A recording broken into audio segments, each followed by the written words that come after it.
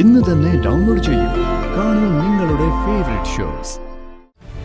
എന്റെ എല്ലാമായ വർമ്മ സാറിനോടുള്ള സ്നേഹവും ബഹുമാനവും കൊണ്ട് എനിക്ക് ഈ ഋതികാമ്മയുടെ കല്യാണം കഴിക്കാൻ എനിക്ക് പേടിയായിരുന്നു.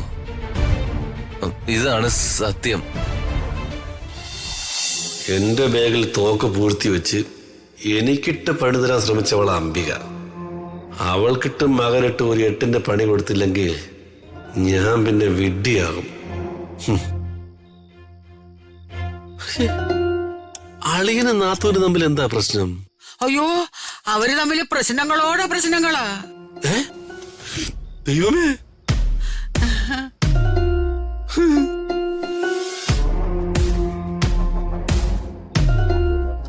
അയ്യോ, ദൈവമല്ല, കൊച്ചമ്മിണി. നിങ്ങൾ എന്നെ പറയാൻ നിൽക്കായിരുന്നല്ലേ? പിന്നെ എത്ര നേരമായിട്ട് ഞാനിവിടെ നിൽക്കുന്നു. ഞാൻ ഫോണിൽ സംസാരിച്ചല്ല നിങ്ങൾ കേട്ടോ? കേട്ട്. പക്ഷേ ഈ കാര്യത്തിൽ നിന്നെ ഞാൻ ഒറ്റാനൊന്നും പോണില്ല. നിങ്ങൾ യൂദാസ്. യൂദാസിനെ വിറ്റ കാശ് നിന്റെയിലും ഉണ്ടല്ലോ. എടാ, അതൊക്കെ പോട്ടെ. നിനക്ക് ചെയ്തു തരാൻ പറ്റുന്ന ഉപകാരം ഞാൻ ചെയ്തു തരും. ആ രാജുവും കൃതികമോളും തമ്മിൽ ഉടക്കാണ്. അടുത്ത ദിവസം ഡൈവേഴ്സ് നടക്കും. അമ്മേ, നിങ്ങൾ കരുനാക്ക് വളച്ച ആവശ്യമില്ലെന്ന് പറയല്ലേ? ഞാൻ പറഞ്ഞത് സത്യമാണ്. അവര് തമ്മിലുള്ള ദാമ്പത്യ ബന്ധം ഉലഞ്ഞുപോയി. ഒലയാൻ വല്ല കടത്ത വെള്ളമാണോ ദാമ്പത്യ ബന്ധം? ഭാര്യ ഭർത്താക്കന്മാരാകുമ്പോ പല പ്രശ്നങ്ങളും കാണും. അതങ്ങ് തീർന്നോളും.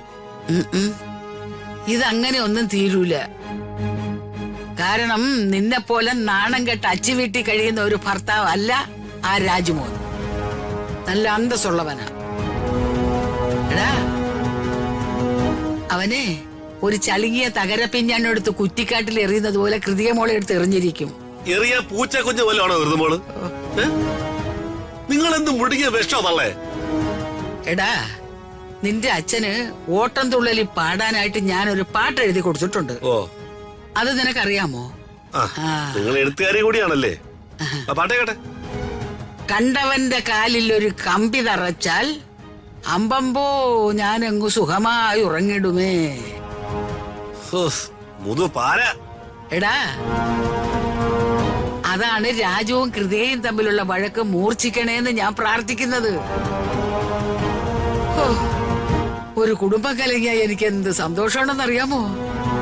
എനിക്കിപ്പോ കുടുംബം ഇല്ലല്ലോ. ഒരു കാര്യം ഞാൻ പറഞ്ഞേക്കാം. അവരുടെ പ്രശ്നം അവര് തീർത്തോളും. ഇല്ലെങ്കിൽ ഞാൻ ഉൾപ്പെടെയുള്ള രാജുവിന്റെ രക്ഷകർത്താക്കൾ ഇവിടെയുണ്ട്. ഞങ്ങൾ നോക്കിക്കോളാം കേട്ടോ. നിങ്ങൾ അതിലൊന്നും വലിഞ്ഞു കയറി വന്നേക്കരുത്. ഞാൻ എങ്ങനെയെങ്കിലും ഇത്തിരി കാശുണ്ടാക്കി തരാം. നിങ്ങൾക്കൊന്ന് കാശിക്ക് പോകാമോ? എടാ, കാശിക്ക് പോണത് എന്തിനാടാ? അവിടെ അഘോരികളുണ്ട്, അഘോരികൾ.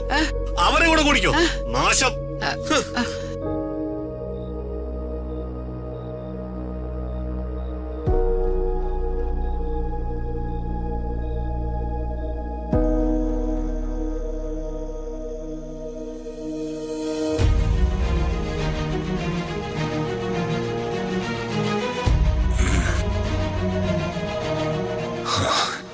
ഇന്നെന്തോ ഒരു ധൈര്യം കിട്ടിയതുപോലെ. എല്ലാ സത്യവും ഋതിക മേഡത്തിനോട് തുറന്ന് പറയണം. എന്റെ മനസ്സിലുള്ളതെല്ലാം. ഞാനൊരു വഞ്ചകനല്ല എന്നുള്ള സത്യം മാഡം മനസ്സിലാക്കണം, തിരിച്ചറിയണം.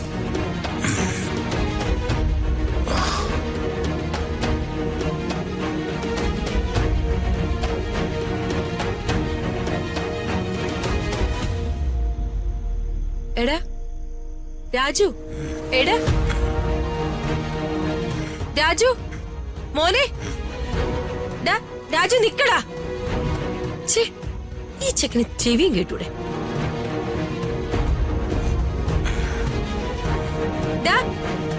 നിനക്ക് ആഹാരമൊന്നും വേണ്ടേ? ചേടാ,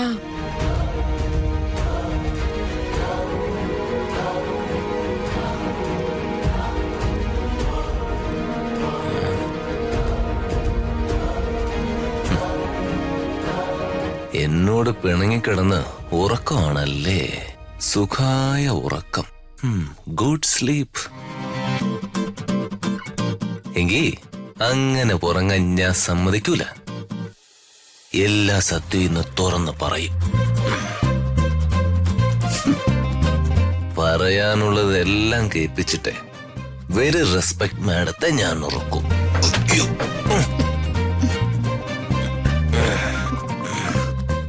കസേര. ഓ, മാഡം ഉറക്കായിരുന്നോ? അല്ല, ഓടുമായിരുന്നു. ഓ, എന്നാലേ ആ ഓട്ടം കുറച്ചു നേരത്തേക്ക് ഒന്ന് നിർത്തിക്കോ. എനിക്ക് ചില കാര്യങ്ങൾ പറയാനുണ്ട്. ഈ രാജുവിന് എന്താ പറ്റിയേ? വേറെ ഒരാളായിട്ട് മാറിയതുപോലെ ഒരു ഫീല്. എന്ത് സംസാരിക്കണം? ആ, നിക്ക് നിക്ക് നിക്ക് നിക്ക് നിക്ക് നിക്ക് ഒരു മിനിറ്റ്. ഞാനൊന്നേ ഒരുങ്ങിക്കോട്ടെ. അല്ല, സംസാരിക്കുന്നതിന് മുൻപ് മേക്കപ്പ് ചെയ്യണോ? ആ, പരിഹസിക്കല്ലേ പരിഹസിക്കല്ലേ. ഞാനേ ഒന്ന് പ്രാർത്ഥിച്ചോട്ടെ. എന്റെ ഗുരുനാഥനും ആദർശ പുരുഷനുമായ വർമ്മ സാറെ എന്നെ അനുഗ്രഹിക്കണേ. എന്റെ ദൈവങ്ങളെ, ഈ പാവത്തിനെ കാത്തു രക്ഷിക്കണേ. നിങ്ങൾക്കറിയാലോ ഞാനൊരു ദുഷ്ടനല്ലാന്ന്. എല്ലാവരും എന്നെ അനുഗ്രഹിക്കണേ.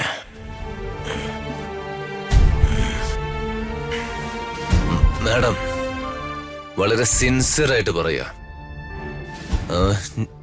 ഞാനിപ്പോ എന്റെ ഹൃദയം തുറന്നു കാട്ടാൻ പോവാ. അത് ചെമ്പരത്തി പൂവാണെന്ന് മാത്രം മാഡം പറയരുത്.